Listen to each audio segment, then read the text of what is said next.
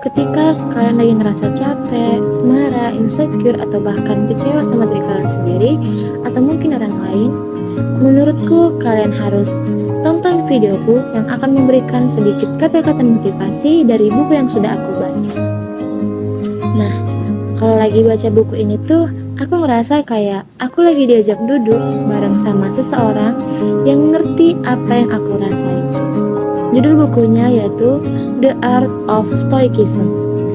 Kita punya kuasa atas hidup kita, yang ditulis oleh Adora Kinara. Isinya tuh ringan dan sangat nyentuh. Bukunya tuh bisa jadi salah satu solusi dan juga tempat untuk kita berpulang.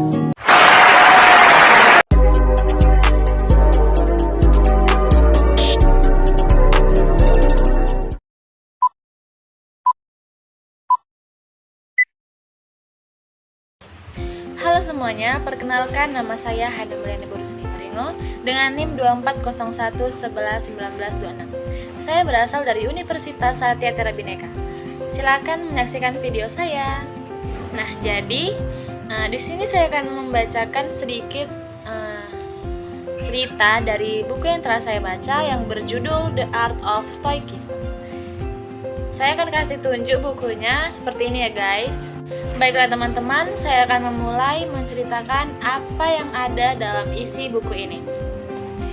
Dalam bab pertama,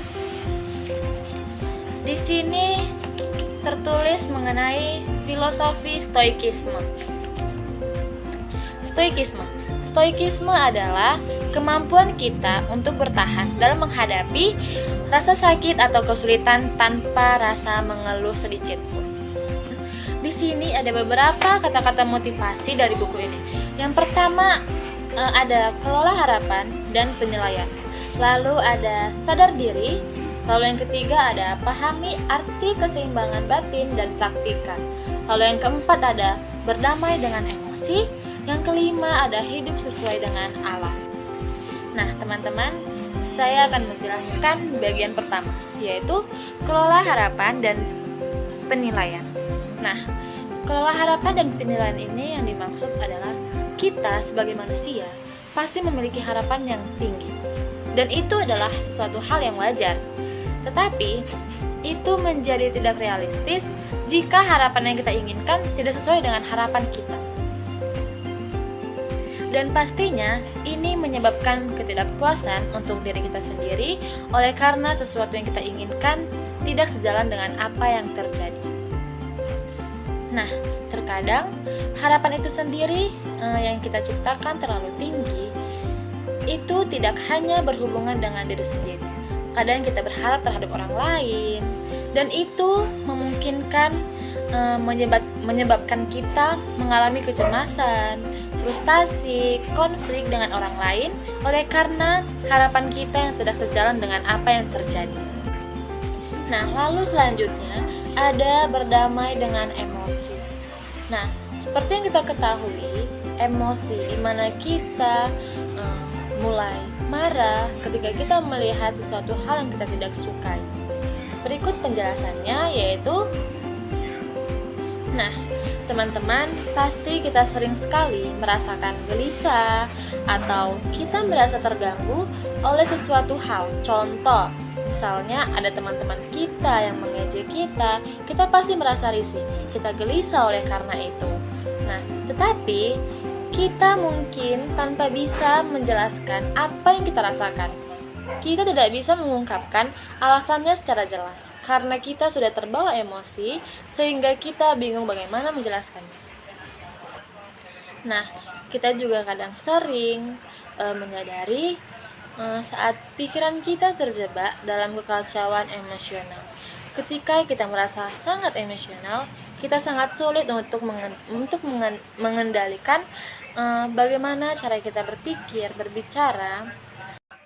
Namun teman-teman, ketika kita sudah mengendalikan emosi kita menenangkan emosi kita yang ada dalam diri kita, disitulah kita dapat menemukan kedamaian tanpa adanya rasa emosional.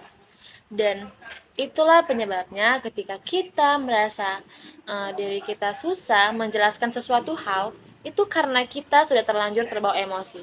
Maka dari itu, kita tenangkan diri kita, eh, coba mengubah pola pikir kita supaya kita dapat menjelaskan apa yang kita rasakan. Kita akan masuk ke bab 2. Di sini judulnya ialah Cintailah Dirimu Sendiri. Saya sangat suka judul ini, oleh karena disinilah saya bisa merasakan bahwa terkadang saya menyalahgunakan pikiran saya akan terhadap hal-hal negatif. Jadi mari kita baca buku ini. Kita akan next ke halaman selanjutnya. Di sini ada kata-kata motivasi ya teman-teman. Di sini dikatakan, hargai dirimu sendiri, tetapi jangan memanjakan diri.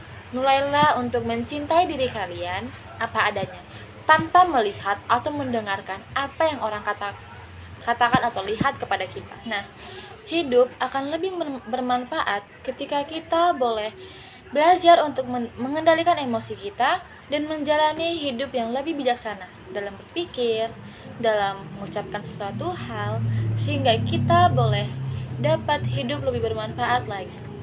Dan kita dapat mendapatkan sesuatu hal yang kita inginkan tersebut. Kita pasti akan merasakan adanya kepuasan, kebahagiaan, kesenangan, sehingga itu menciptakan pola pikir yang baik. Lalu kita masuk yang ke bab 4. Jadilah orang yang baik. Ini adalah bab yang sangat menyentuh hati. Di sini ada kata-kata motivasi, yaitu menjadi orang yang baik berarti hidup dengan kebajikan, integrasi, dan kebijaksanaan, serta bertindak sesuai dengan nilai-nilai yang universal. Nah, teman-teman, ada banyak sekali langkah-langkah yang dapat kita ambil untuk mencapai ketenangan batin kita. Seperti yang diajarkan oleh kaum Stoik, di mana salah satunya adalah dengan menumbuhkan rasa sikap atau perilaku yang baik. Nah, kita harus menyadari bahwa banyak sekali hal yang akan terjadi di luar kendali kita. Dan buku ini juga mengajarkan kita untuk menjadi seorang yang lebih tenang lagi, lebih damai, dan fokus pada hal-hal yang penting, dan merasa bahagia di tengah kesibukan kita. Baiklah, sekian video dari saya. Saya harap teman-teman dapat mengubah kehidupan kalian ketika kalian menjadi seorang yang emosi. Kalian boleh tenangkan diri kalian, hidup dengan damai, maka pola pikir kalian akan berjalan lebih baik dari sebelumnya. Silakan baca teman-teman. Sekian video dari saya. Thank you for watching teman-teman. The theme is